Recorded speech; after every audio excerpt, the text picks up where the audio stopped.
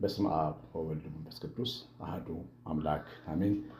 የተወዳችሁ ብሩካን እግዚአብሔር ልጆች በክርስቶስ የተወደዳችሁ እግዚአብሔር አብ በዚህ ትልቅ ጽኑ ፍቅር የወደዳችሁ በቤቱ የተከለን በዘላለም ፍቅሩ ያበጀን ለክርስቶስ መንግስት የሰበሰበን መንፈስ ቅዱስ ያተማችሁ በእውነት እጅግ ውድ የሆነ ሕዝብ የሆናችሁ እንደምን ቆያችሁ? ሁሉን የሚችል አምላክ መድኃኒት ኢየሱስ ክርስቶስ ከሰማይ አባቱ ከአብ ከሕያው መንፈሱ ጋር በአንድነት በሦስትነቱ የተወደደ የተመሰገነ ይሁን። እግዚአብሔር ብሩካን ልልፍታችን ታኅሳስ 21፣ 23 የገና ስጦታ ለእመቤታችን የምንሰጥበት መርሐ ግብር እናዘጋጃለን። በየዓመቱ ገናን እንደ ሰብአ ሰገል የሚል መርሐ ግብር አለን። አሁን ዘንድሮም ወልቂጤ ማርያምን ነው የምናግዘው። የወልቂጤ ማርያም ቤተክርስቲያን ያው የፍጻሜ ስራዎች አሉ። በጣም ያላሰብናቸው እንደምታውቁት ያው ግሽበት ያለበት ሀገር ስለሆነ መብራቱን፣ ጧፉን፣ የተለያዩ አንዳንድ ትልቅ ስራዎች መብራቱን፣ ምንጣፉን፣ ሌሎችን በጣም ትልቅ ስራዎች ወለል ላይ የምናነጥፋቸውን ለመስራት ትንሽ ገንዘብ ያስፈልጋቸዋል። የእመቤታችን ቤተክርስቲያን ነው። ጌታችን የመድኃኔዓለምና የእመቤታችን ቤተክርስቲያን በዋናነት ያው G+1 ነው። መድኃኔዓለም ከላይ ከታች እመቤታችን አሉና ይሄን ቤተክርስቲያን ስራ ትተን ሌላ ነገር አንስራ ብለን አስበን ይህንን የዘንድሮ ዓመት የገና ስጦታ ለመድኃኔዓለምና ለእመቤታችን ቤተክርስቲያን ለማድረግ ወደ ሰብአ ሰገል ወደ ጌታና ወደ እናቱ እንደሄዱ ለመሄድ ነው ያሰብነው። ተዘጋጅታችሁ ጠብቁን። ታኅሳስ 21፣ 23 እንግዲህ ከ10 ምናምን ቀናት በኋላ ነው። አሳውቃችኋል። ማስታወቂያዎችን እንሰራለን። በላይቭ ስትሪም መርሐ ግብር እናደርጋለን። እግዚአብሔር ባርካችሁ። ቤቱን ያብራላችሁ። የእግዚአብሔር ገንዘብ ያላችሁ አስቀምጣችሁ ጠብቁ። እግዚአብሔር ባርካችሁ። ቤተሰቦች ዛሬ ስለ ምስጉኑ ሰው ነው የምንማረው። ምስጉን ነው፣ በክፉዎች ምክር ያልሄደ። ይህን ነው እግዚአብሔር ያስተምረን የፈለገው። የተመሰገነው ሰው ብዙ ባህሪዎች አሉት። ከዚህ ቀደም ይህንን አንቀጽ ተምረናል። በሕይወቱ መንፈስ ቅዱስ ያመሰገነው ሰው ማለት ነው ምስጉን ነው ማለት። በሰው መመስገንና በእግዚአብሔር መመስገን የተለያዩ ናቸው። ለምሳሌ እግዚአብሔር አፍ አውጥቶ ያመሰገናቸው ሰዎች መጽሐፍ ቅዱስ ላይ ብዙ አሉ። ኢዮብ በፊቴ ቅን ነበር ባሪያ ኢዮብ በማለት በሰይጣን ፊት ኢዮብን ሲያመሰግነው ነበር። መጽሐፈ ኢዮብ ምዕራፍ 1 ስታነቡ። አብርሃምም እንደዚሁ በኢሳይያስ 61 ላይ እንደው ምሳሌ አድርጎት ወደ አብርሃም ተመልከቱ፣ ወደ ወገኖቻችሁ ወደ ሳራ ተመልከቱ በማለት ሰዎች አብርሃምና ሳራ በአብርሃም በሳራ ተደስቶ ሰዎች በእነሱ ሕይወትና በሕይወታቸው ሚዛን እንዲሄዱ ያሳይ ነበር። ዳዊትንም እንደ ልቤ ብሎ ጠርቶት ነበር። ያመሰገናቸው ውድዳቸው ነበር። በአዲስ ኪዳንም ናትናኤል የዋህ አንተ እስራኤል የዋህ ብሎታል። ያመሰገናቸው ልባቸው፣ ውስጣቸው፣ መንፈሳቸውን አይቶ ያመሰገናቸው ሰዎች አሉ። አሁን ግን ዛሬ የምንማረው የሕይወት ድርጊታቸው ምስጉን የሚያደርጋቸውን ሰዎች ነው። ይሄ አሁን ምስጉን የተባለው ሰው መንፈስ ቅዱስ የሚያመሰግነው ሰው ሕይወት የምታመሰግነው ነፍስ የምታመሰግነው ሰው በክፎች ምክር ያልሄደም። ክፎች እነማን ናቸው? አሁን ሕይወትን የሚበላ ክፉ ከአፋቸው የሚወጡ ሰዎች በዙሪያው አሉ። ግን ይህ ሰው አልሰማቸውም። ሕይወትን የሚበላ ክፉ፣ ነፍስን የሚበላ ክፉ በዙሪያቸው ያለ ሰዎች አሉ። ወደ ራሴ ወደ አሳለፉት ነገር ልውሰዳችሁና ሃይስኩል እንደጨረስኩኝ ጓደኞች ነበሩኝ፣ ብዙ ጓደኞች። ያው አድጌያለሁ የሚል ስሜት ስላለ ታውቃላችሁ፣ ጓደኞችን እንሰበስባለን። በሁሉም ዘንድ መወደድ መፈለግ ስለምንፈልግ እና ወደ አንደኛው ልጅ ወደሚኖርበት ሀገር ሄጄ ነበር ቤተሰቦችን ሳላስፈቅድ እና እዛ ውስጥ በጣም ብዙ ነን፣ 1፣ 5፣ 6 ነን። እዛ አካባቢ ያፈራኋቸው ጓደኞች እና ከነሱ 4ቱ በጣም አደገኛ ምክር የሚመክሩ ነበሩ። እንጠጣ ይላሉ። መጠጥ ቤት ገብቼ አላውቅም። ሳድግ በልጅነቴ መጠጥ ቤት ገብቼ እንዳመሽ ይጋብዙኝ ነበረ። ጥቃት በሰው ላይ እንድንፈጽም ቀና ብሎ የተናገረን ሰው እጃችን አንስተን ወንድነታችን እንድናሳይ ይጋብዙኝ ነበሩ። ሲጋራ እንድንስብ የሚፈልጉ ደግሞ ማዕከላችን አሉ። ልመምስ ሞክረው የሚሉ ነበሩ። ተዉ የሚሉ ደግሞ ነበሩ። ተዉ ይሄ ልክ አይደለም የሚሉም እነሱ እረኛ የላቸውም ስላቸው ቤተሰብ የላቸውም። እኔ የሄድኩባቸው ሰዎች ዴዘርት ነገር ነው፣ ሶማሊያ አካባቢ ያለ ሀገር ነው። በቃ በእረኛ የሌላቸው እናት አባት የሞቱባቸው ናቸው። እርስ በርሳቸው ያደጉ ልጆች ናቸው። እረኛ አልባ ናቸው፣ ቤተሰብም አልባ ናቸው። አምላክም ያላቸው አይደለም። ግማሾቹ ሙስሊሞች ናቸው ጓደኞች የነበሩትና እነዚህ ሰዎች መካከል ራሴን አገኘሁት ማለት ነው። ግን የሚገርማችሁ በማለዳ ጠዋት ሚካኤል ቤተክርስቲያን አለ እዛ ከተማ ውስጥ። ያው ቤተክርስቲያን መሄድ አልጀመርኩም፣ ግን ጠዋት እየሄድኩኝ ቤተክርስቲያን ጸሎት ጸልዬ እመጣ ነበር። በዚህ አይነት ከበባ ውስጥ ሆኜ ማለት ነው። እና ከነዛ ልጆች ምክር ተጠብቄ ነበር። የሚገርማችሁ ያው ቤተሰብ ያሳደገኝ ቤተሰብ በጥብቅ ቁጥጥር ስላሳደገኝ ነውር ምን እንደሆነ ይገባኝ ነበር፣ ኃጢአትና ጉዳት እንደሆነ ይገባኝ ነበር። እነዚህ ሰዎች ግን የመከሩኝ ምክር ተቀብዬ ብሄድ ኖሮ ያ በረሃ በልቶኝ ነበር የምቀረው። ዛሬ የምታውቁት አገልጋይ የለም ነበር። ግን ያንን ምክር በልጅነት ዕድሜ መንፈስ ቅዱስ አጠገቤ ስላለና ነገም ስለሚያይ የዛሬውን የመስቀሉን ኃላፊነት ስለሚያውቅ ጠብቆኝ ነው። ግን መንፈስ ቅዱስ ሲጠብቀኝ ደግሞ የእኔ ፈቃደኝነት ወሳኝ ነው ማለት ነበረብኝ። በሕይወታችሁ እናንተም ብዙ ከባባድ ጊዜዎችን እንዳሳለፋችሁ አምናለሁ። በወጣትነታችሁ እግዚአብሔርን ባላወቃችሁበት ዘመን ምክር ሰምታችሁ ኖ ብላችሁ ያለፋችሁ፣ ምክር ሰምታችሁ ደግሞ እሺ ብላችሁ ደግሞ የተጎዳችሁም ሰዎች ትኖራላችሁ። ይህ ትምህርት ለእኛ ግልጽ ነው፣ ለሁለቱም ሰዎች ማለት ነው። የክፉዎች ምክር ሰብሮን የተማርን ሰዎች አለ። የክፉዎች ጓደኞች፣ የክፉዎች ሰዎች፣ የክፉ ዘመዶች ምክር ደግሞ ኖ ብለን ተቃውሞ ነው ሰው የሆነ ሰዎች አለ። የእግዚአብሔር ቃል ምስጉን ነው እንደዚህ አይነቱን ሰው የሚለው ምስጉን በክፉዎች ምክር ያለ። ምክንያቱም እኛ ያው መካሪ አለ፣ የነፍስ ምስክር አለ፣ የእግዚአብሔር ልጅ ያለው የነፍስ ምስክር አለ፣ ወንጌል አለ። የእግዚአብሔር ልጅ እኛን ለማናገር፣ እኛን ለመፈለግ፣ እኛን ለማስተማር ከሰማያት የወረደልን ሕዝቦች ነን። ይሄ ቃሌ ወንጌል የሕይወታችን ምክር ነው።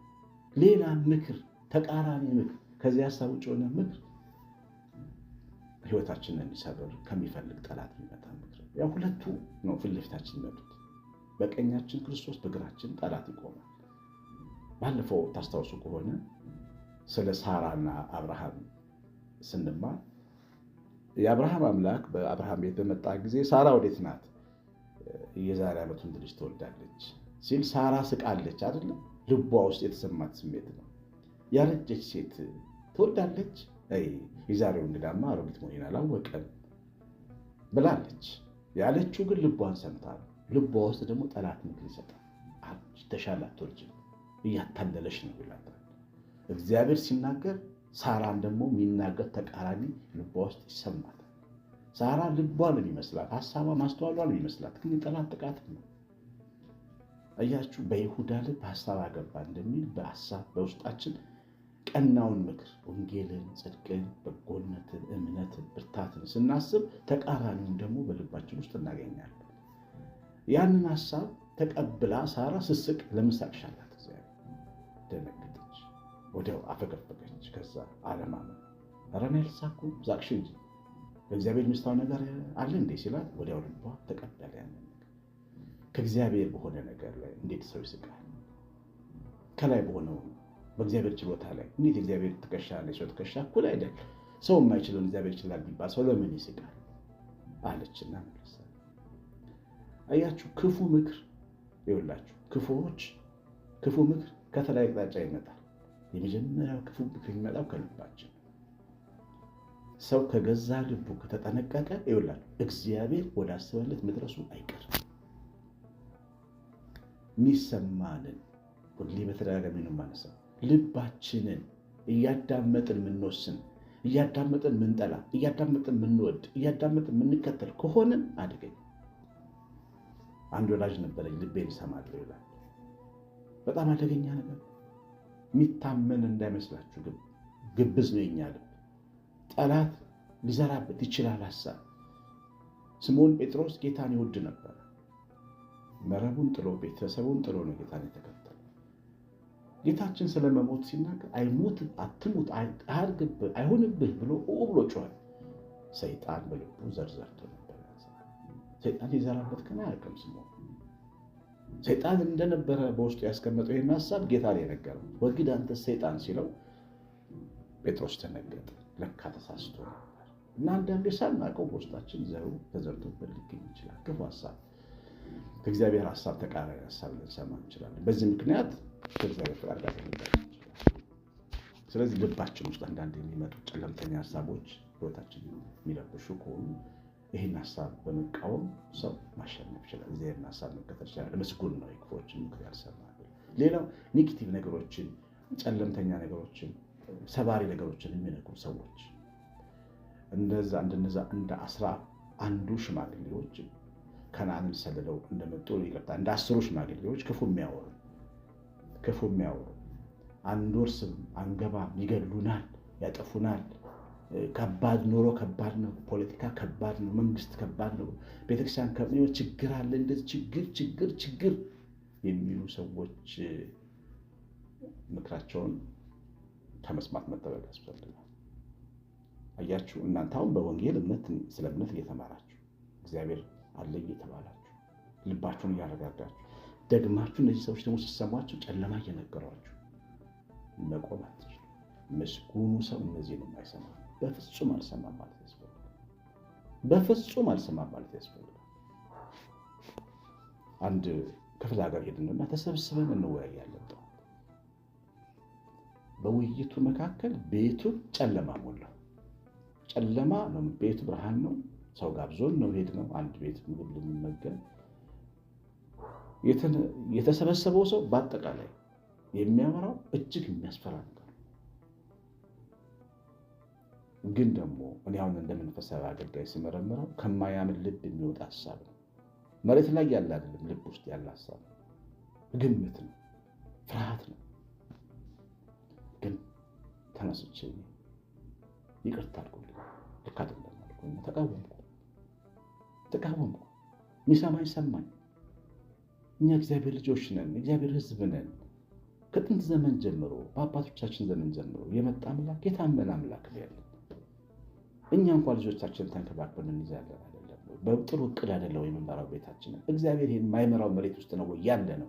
አምላካችን የት ነው ያለው? ምንድን ነው የምትሉት ብዬ በኃይለ ቃል ተናገርኩኝ። ይገርማቸው፣ በኃይለ ቃል። ለምን? ጠንካራ ጨለማ ነበረ ጠላት ልባችን ውስጥ ለመክተት የሚፈልገው። ደግሞ የሚገርማችሁ አገልጋዮችን ነው መርጦ የሚያጠቃው። ለምን? እኛ አፍነና እግዚአብሔር አፍነን። እኛ በደንብ ይህንን ልብ ካልጠበቅን በስተቀር ክፉ ነገር ነው የምናስተምረው። ወተን እንዴ ከልጄ ጋር አንድ ቤተክርስቲያን ሄጄ ኑሮ ተወዷል፣ መኖር አልቻልንም ብሎ ሲናገር ሰማ ልጄ። ባቢ አለኝ፣ ቤተክርስቲያን ውስጥ አለ እንዲህ ያለ ነው አለኝ። ምን ማለቱ መስላችሁ? የኔ ልጅ እንዴት እግዚአብሔር አያኖርም ወይ ማለቱ ነው። መኖር አንችልም ማለት ነው። ይሄ ልጅ የእግዚአብሔር ሰባኪ ነው። ይሄን ዩቲዩብ አዳምጦ ይሆናል ተነስቶ ለስብከት የተነሳው፣ ወይም ደግሞ አንድ ሰው ሲያማርር አዳምጦ ተካፍሎት ነው ሀሳቡ። የክፉን ምክር ይዞ መጥቶ ሳያውቀው ክፉ ያስተምራል። የፈለገ ነገር ከባድ ነገር ቢኖር እርግጠኛ ሆኜ የምነግራችሁ እግዚአብሔር ካለ ግን ድንጋይ ይሰበራል። ለምንድን እንደዛ ማናምነው? እግዚአብሔር ለምን ከኛ ጋር እንዳለ አንናገርም? አያችሁ፣ ይጠብቅብናል ገመዱ። የበለጠ ክፉውን ነገር ብቻ ያመንን ስንመጣ ገመዱ ነው የሚጠብቅብን። ለምንድን ነው ገመዱን ማናላለው? የሰዶም ሰዎች እኮ ኃጢአት ወንድና ወንድ ሴት የተጋባ ብቻ እንዳይመስላችሁ፣ በእግዚአብሔር አለማመናቸው ነው። ጭንቀታቸው፣ ፍርሃታቸው፣ ስትረሳቸው ሀይ ነው፣ ጫፍ የነካ ነው። የሚያደርጓቸው ነገሮች ሁሉ ጤነኛ ያልሆነ ስነልቦና ስለነበራቸው የሚያደርጓቸው ነገሮች ናቸው። እነዚህ ሰዎች ዋና ችግራቸው እግዚአብሔርን አለማወቃቸው። እግዚአብሔርን የሚሰማና የሚፈልግ ጥቂት ሰው እንኳን 10 ሰው እንኳን አልነበረም ከተማ ውስጥ። ገመዱ ጠበቀባቸው። ይበሉ 10 ሰው ቢኖር መካከላቸው እግዚአብሔር አለ፣ እግዚአብሔር ያኖራል፣ እግዚአብሔር ይጠብቃል፣ ይቀድሳል፣ መንገድ አለው፣ ቅድስና አለ፣ እግዚአብሔር ከኛ ጋር አለ የሚል ህዝብ ቢኖር ኖሮ ሰዶም እሳት አትበላም ነበር። እና ሁሌ የክፎች ምክር ሰዎችን ያጠፋል። ይገርማል።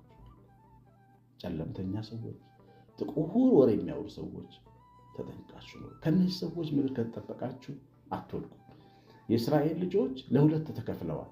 10 ሽማግሌዎች ሞት ነው ያወሩት። አንወርስም፣ ግብፅ እንመለስ፣ አገራችን ያሉ ሰዎች የናቃባን ያስፈራሉ፣ ቀስተኞች ናቸው ምናምን ብለው ህዝቡን ግማሽ በግማሽ ከፈሉት። 10ሩን የሰማ ህዝብ ደከመ፣ በአይምሮ በመንፈሱ በክፎች ምክር ሄደ። ሁለቱ ደግሞ ኢያሱና ካሌብ ደግሞ የለም እግዚአብሔር ከኛ ጋር እንወርሳለን፣ እንሂድ፣ እንደ እንጀራ እንበላቸዋለን፣ አምላካችን ትናንት ያሳለፈን አምላክ ከኛ ጋር አለ አሉ። ሁለቱን የሰሙ ደግሞ በርትተው ቆሙ። እግዚአብሔር ተገልጦ አንወርስም ያሉ አይወርሱም፣ ንቀውኛልና አይወርሱም። በክፎች ምክር የሄዱ ሰዎች በፍጹም ወደ በጎ መሻታቸው አይደርሱ። መጥፎ ሰዎችን አታዳምጡ። የሚያስፈራራ ወሬ የሚያወሩ ሰዎችን አትስሙ። ሚስትህም ብትሆን ባልሽም ቢሆን ዘመድ ጓደኛም ቢሆን ክፉ ወሬ ማውራት ሲጀምሩ ልባችሁን ቶሎ ዝግት አድርጉ። እንዳትሸነፉ በክፉዎች ምክር። እያችሁ በጠላት ብቻ አይደለም እግዚአብሔር ጠላት የሚናገረን በወዳጅም ነው የሚናገረን። ሰይጣን በስምዖን ጴጥሮስም የተናገረው ይህን መርሳት የለብንም። እነዛ መጣላት ሳይሆን ሀሳባቸውን ግን መቃወም ያስፈልጋል። ሊገለኝ ሊበላኝ ነው ማለት ያስፈልጋል። ቅድም እንዳልኳችሁ ተሰብስበን አገልጋዮች እያለን የተነሳው ሀሳብ እኛም ጨለምተኛ አድርጎ ሰርቶን የጨለማ ዜና ይዘን ወደ ቤተክርስቲያን እንድንሄድ ከሰማነው ተነስተን ህዝቡን እንድናሸብረው፣ እንድናስጨንቀው፣ ተስፋ እንደሌለን እንዲሰማን ሊያደርገን ነው የሚችለው። አንድ ትልቅ አባት በአንድ ወቅት ከ4-5 ዓመት በፊት አንድ ትልቅ አባት ተነስቶ እንጃ እኛ ምን ሆና ተስፋ ያለን አይመስለኝም ሲሉ ሚዲያ ላይ ሰማኋቸው። ሰውነቴ ከፀጉሬ እስከ ጥፍሬ የነዘረኝ ትልቅ አባት ናቸው። ብዙ ሰው ቢሰማቸው እኚህ ሰውዬ ለምንድን ነው እንደዛ የሆኑት? እኛ አባት አዩ ከተነሱበት ቦታ ነው ተቀምጠው በነበረ ጊዜ አጠገባቸው ክፉዎች እንደከበቧቸው ያስታውቃል። ምስጉን ነው በክፉዎች ምክር ያልሄደ፣ እግዚአብሔርን እየመሰለ የተሰናዳ ሙሉ ጌታ እያለ በዚያ ለማሳብ ታውረን አምላክ እንደሌለው ሰው ማሰብ ልክ አይደለም። እንዴትም ብላችሁ ተረዱ፣ ግን ልክ አይደለም።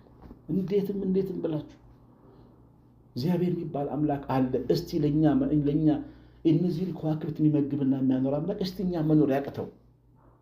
በፍጹም ልክ አይደለም። ክፉዎች ሲናገሩ እየሰማችሁ የምትታወቁ ሰዎች፣ ፖለቲከኞች፣ መዓት የሚያወሩ ሰዎች፣ የሚገሏችሁ ሰዎች ራሳችሁ ናቸው። ምስጉን ነው በክፉዎች ምክር ያልሄደ። ሰማነው በልባችን ጻፍ። እግዚአብሔር ባርካችሁ። እግዚአብሔር ቸርነት የእናታችን ቤታችን ረድኤት በረከት የመላእክት ጥበቃ አብሮን ይሁን። በትምህርቱ ላይ ኮሜንትና ላይክ አድርጋችሁ ውጡ። ቄስ አሸናፊ ገብረማርያም ነኝ። ሰላም